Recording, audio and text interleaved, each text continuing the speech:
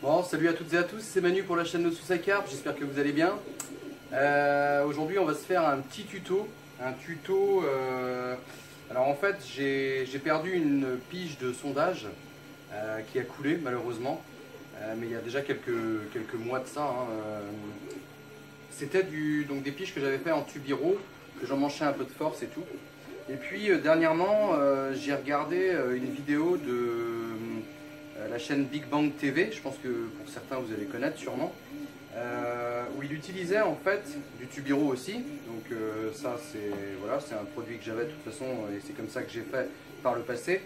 Par contre il m'a aiguillé en fait finalement dans sa vidéo avec ce produit là, vous voyez, qui se met à l'intérieur et qui sert à faire les jonctions des tubes entre eux. Si j'avais eu ça, je l'aurais pas perdu mon tube. Et c'est vrai que j'avais pas du tout pensé à ça, et en fait en regardant sur AliExpress j'en ai trouvé. Donc j'ai trouvé un sachet comme ça, je sais plus combien j'ai acheté ça, pas très cher, c'était vendu par 10. Il y a différentes tailles. Moi ici je suis parti sur du tubiro. Donc tubiro c'est pour l'électricité, isolant rigide ordinaire ça veut dire. Ça c'est du diamètre 32 extérieur, 28 intérieur. Donc avant j'avais du diamètre 20, c'était un peu souple. Ici on va avoir quelque chose de beaucoup plus rigide et qui donc voilà, va moins se déformer dans l'eau. Donc je vais vous présenter comment je vais l'assembler, tout ça, tout le préparer. On va faire ça sans parole, je vais faire une petite continuité, vous allez le voir par mes gestes. Et puis on se retrouve à la fin, d'accord? Donc il va y avoir des jonctions. Pour ce faire il faut acheter du tubiro. Idéalement si vous prenez des petites longueurs c'est bien. Il existe des manchons sinon, mais moi je préfère garder la partie évasée comme ça. Donc j'ai pris un peu plus de tubiro pour utiliser que les parties évasées. Et je vais couper des bouts de 1m10 peut-être pour me donner un petit peu de longueur. Et je pense que je vais en faire 4, puis ça va me suffire. Après pour sonder plus profond.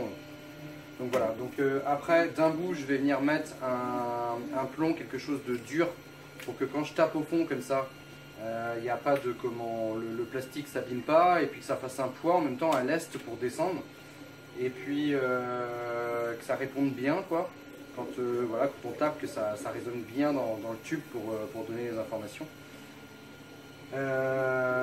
Voilà, et puis je viendrai essayer de trouver une solution. Je pense que ça va être du silicone, je vais bourrer du papier ou du plastique ou un truc comme ça, et ensuite je vais venir mettre du silicone un petit peu en pistolet, en cartouche dans le fond, que je vais lisser avec un peu de produit vaisselle sur le doigt comme ça, de façon à faire comme une sorte de pastille silicone qui obture, de façon à ce que l'eau ne puisse pas pénétrer à l'intérieur. Comme ça si vous le faites tomber sur l'eau, il va flotter quoi.